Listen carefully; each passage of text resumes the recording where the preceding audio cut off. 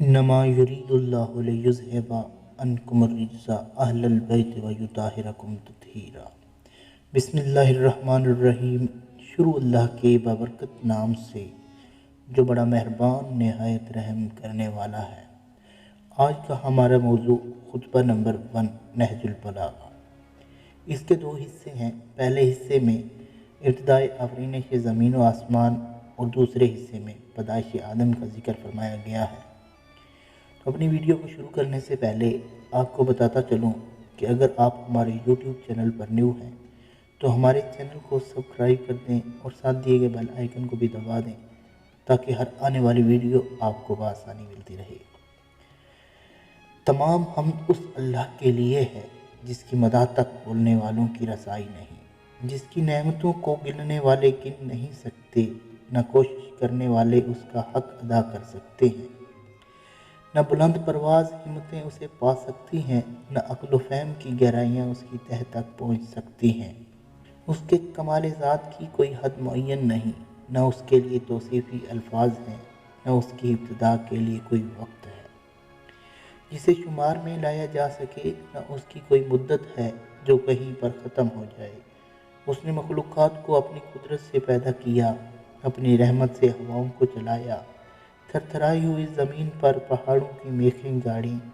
دین کی ابتدا اس کی معرفت ہے، کمال معرفت اس کی تصدیق ہے، کمال تصدیق توحید ہے، کمال توحید تنزیہ و اخلاص ہے، اور کمال تشریح و اخلاص یہ ہے کہ اس سے صفتوں کی نفی کی جائے، کیونکہ ہر صفت شاہد ہے کہ وہ اپنے موصوف کی غیر ہے، اور ہر موصوف شاہد ہے کہ وہ صفت کے علاوہ کوئی چیز ہے۔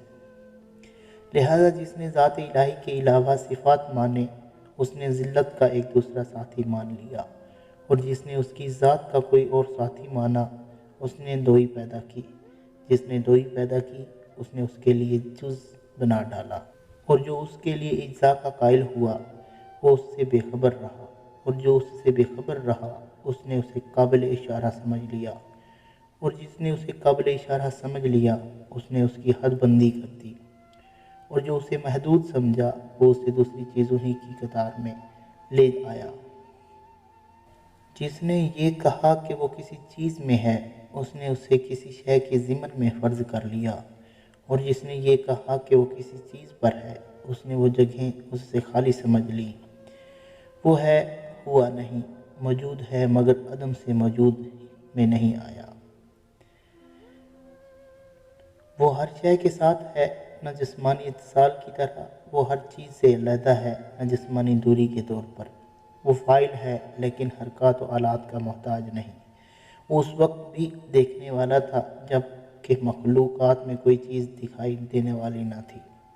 وہ یگانہ ہے اس لیے کہ اس کا کوئی ساتھی ہی نہیں ہے کہ جس سے وہ مانوس ہو اور اسے کھو کر پریشان ہو جائے۔ اس نے پہلے خلق کو ایجاد کیا، بغیر کسی فکر کے جولانی کے اور بغیر کسی تجربہ کے جس سے فائدہ اٹھانے کی اسے ضرورت پڑی ہو، اور بغیر کسی حرکت کے جسے اس نے پیدا کیا ہو، اور بغیر کسی ولولہ اور جوش کے جس سے وہ بےتاب ہوا ہو۔ ہر چیز کو اس کے وقت کے حوالے کیا، بے جوڑ چیزوں میں توازن و ہم آہنگی پیدا کی، ہر چیز کو جداگانہ طبیعت و مزاج کا حامل بنایا، اور طبیعتوں کے لیے مناسب صورتیں ضروری قرار دیں۔ وہ ان چیزوں کو ان کے وجود میں آنے سے پہلے جانتا تھا، ان کی حد و نہایت پر احاطہ کیے ہوئے تھا، اور ان کے نفوس و اعضاء کو پہچانتا تھا۔ پھر یہ کہ اس نے کشادہ فضا، وسیع اطراف و اکناف اور خلا کی وسعتیں خلق کی، اور ان میں ایسا پانی بہایا جس کے دریائے مزاج کی تہر میں طوفانی اوبرزگار کی موجیں نہ بہتا تھیں۔ اسے تیز ہوا اور تند آندھی کی پشت پر لادا، پھر اسے پانی کے پلٹانے کا حکم دیا، اور اسے اس کی پابند رکھنے پر قابو دیا، اور اسے اس کی سرحد سے ملا دیا۔ اس کے نیچے ہوا دور تک پھیلی ہوئی تھی اور اوپر پانی ٹھاٹھیں مار رہا تھا۔ پھر اللہ سبحانہ نے اس پانی کے اندر ایک ہوا خلق کی جس کا چلنا بانجھ یعنی بے ثمر تھا، اور اسے اس کے مرکز پر قرار رکھا، اس کے جھونکے تیز کر دیے اور اس کے چلنے کی جگہ دور و دراز تک پھیلا دی۔ پھر اس ہوا کو مامور کیا کہ وہ پانی کے ذخیرے کو تھپیڑے دے اور باہر بے کراں کی موجوں کو اچھالے۔ اس ہوا نے پانی کو یوں مت دیا جس طرح دہی کے مشکیزے کو متھا جاتا ہے، اور اسے دھکیلتی ہوئی تیزی سے چلی جس طرح خالی فضا میں چلتی ہے، اور پانی کی ابتدائی حصے پر اور ٹھہرے ہوئے کو چلتے ہوئے پانی پر پلٹانے لگی، یہاں تک کہ اس متلاطم پانی کی سطح بلند ہو گئی اور وہ تابستہ پانی جھاگ دینے لگا۔ اللہ نے وہ جھاگ کھلی ہوا اور کشادہ فضا کی طرف اٹھائی اور اس سے ساتوں آسمان پیدا کیے۔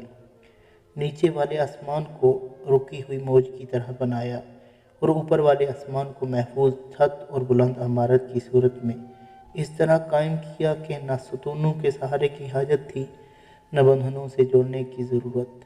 پھر ان کو ستاروں کے سج دھج اور روشن تاروں کی چمک دمک سے آراستہ کیا، اور ان میں شوپاش چراغ اور جگمگاتا چاند رواں کیا جو گھومنے والے فلک، چلتی پھرتی چھت اور جنبش کھانے والے لوح میں ہے۔ پھر خداوند عالم نے بلند آسمانوں کے درمیان شکاف پیدا کیے اور ان کی وسعتوں کو طرح طرح کے فرشتوں سے بھر دیا۔